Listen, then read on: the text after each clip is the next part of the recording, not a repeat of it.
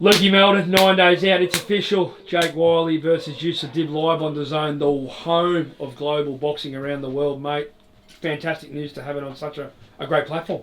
It is, mate. It is. From the time this fight was announced, I thought it was a really good fight to show Jake's skills and where he's at, and show he's a world-class operator. And now it gets to be on TV. Is the icing on the cake.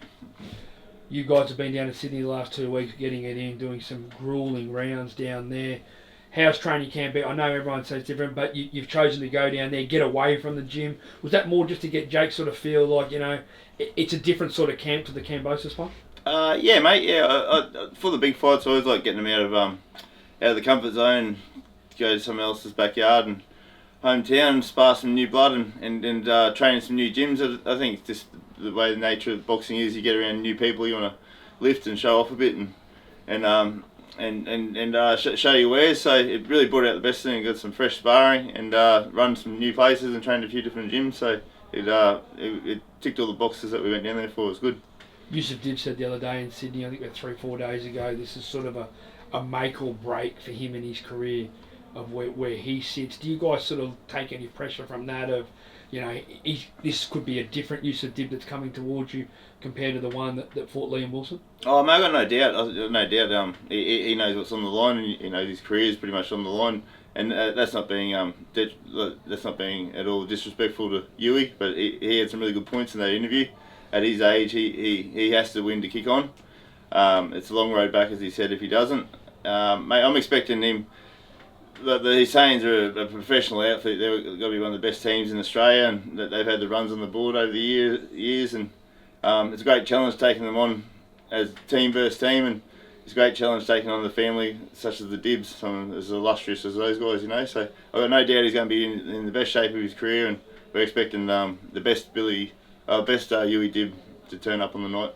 We finally got to catch up with Stephen Dalla today, and we did a full lengthy history from 1985 right up until now around the history of the Fortitude Boxing Club, and you got a bit of a mention in there, you know. He actually said that you're like his second son, you know. I mean, I know next week, Luke, it's all business for you as the head trainer, and you're very zoned in on Jake getting this victory, but a part of you next week, will you think about, you know, the prestige and the monumental effect that the Fortitude Boxing Club's not only had on yourself, but to your family, and, you know, I mean, it's a lot of memories here for you. Yeah, mate. Yeah, it's been everything. I've been here for 34 years now, so yeah, mate. I've had some terrific times here, and next week's going to be a real celebration of that. Yeah. I'll be busy on the night. Steve will be busy on the night, but we're looking forward to getting a lot of people in there and enjoying it and making it something special. When you look back over the last 40 years, we spoke about the Dennis Hogans, the Shotguns, you know what I mean? We spoke about Jared Fletcher, you know, Conor Wallace now, Jake Wyllie, you know what I mean? Looking back over the years, you've had all these different fighters at different levels and everything. When you look at all these guys and sort of the recipes and the methods you've had for them, how far do you see this Jake going compared to the other ones that you've had? Mate, as far if not further, and that's not discrediting any of the fighters that come before us, but the position we had with Jake was got him when he was really young. He turned pro when he was 18. Come to us with a 5-0 record. His original coach Damien and Warwick did a brilliant job with him. He's been kicking goals since he come down. He's only just turned 25. That's what everyone forgets. You know, he's had 20 fights already. He's had some great wins. He's had some pretty significant fights. So I think for a 25-year-old, he's ahead of the pack. And I think over the next couple of years with that right seasoning and that, he's going to kick some big goals.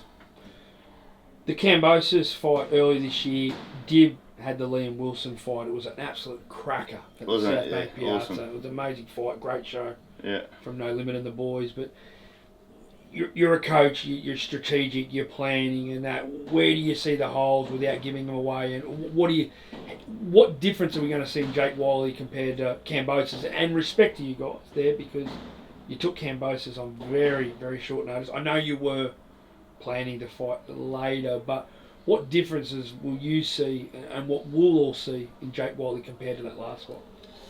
Mate, I think his defence has gotten a lot better. He was pretty leaky in the start of that fight with George and gave away those early rounds.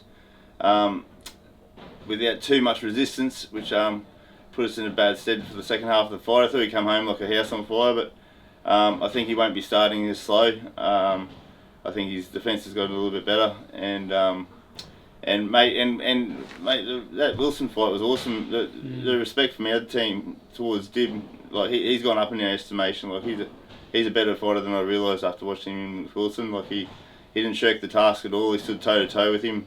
A phenomenal puncher in Liam Wilson, and mate, he went the distance in that second. He come back, mate. Yeah, mate, come back from those knockdowns early and had his moments later in the fight.